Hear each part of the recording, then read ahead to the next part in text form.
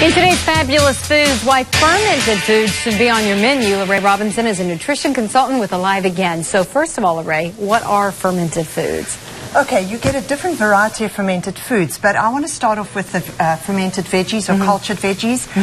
Fermentation has been around for hundreds and thousands of years, and it basically is a form of preserving food, and it's been handed down from generation to generation. Why is it good for us? Well, let me start off with the fermented. Okay. This is a process called lactofermentation, and there's a bacteria that eats all the natural sugar and carbohydrates out of the vegetables, converts that to lactic acid, which preserves the food, but also produces all these good probiotics, which are so critical for our good, healthy digestive system. So basically it's for the gut, right? That's right, okay. That's right.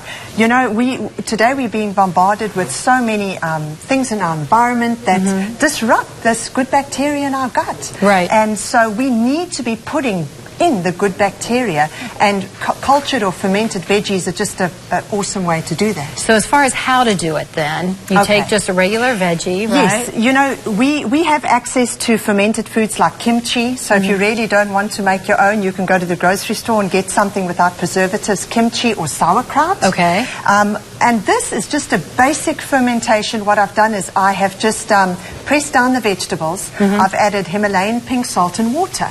And just make sure that it's submerged underwater, and just leave it on your counter for 5 or 6 days, depending on the temperature in your kitchen. And this doesn't go bad? No, no, it doesn't. And, all right. And you'll know it's ready when it becomes a little bit sour.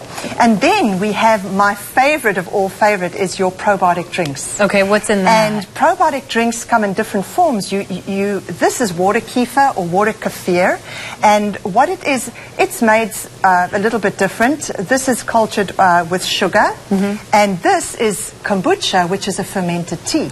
And then before we run out of time, your last one. Okay, this is just cultured red cabbage, and you can incorporate beets as well. And then you can also miso. You can incorporate miso into a dip, like a bean dip or a pea dip, and get your probiotics in that way. So as we close out, let me show you this plate, because you took some of these fermented goods and made them into this gorgeous plate of food that you could set down in the middle of a dinner table. There you go. And everybody can dig in. There you go. That is wonderful. Lere has a couple of links for you as far as what the recipes are, some of the ideas, and so those will be on my Facebook page coming up very shortly, as well as this interview. Again, thank you as always, It's such a Lere. pleasure. Thanks for having me.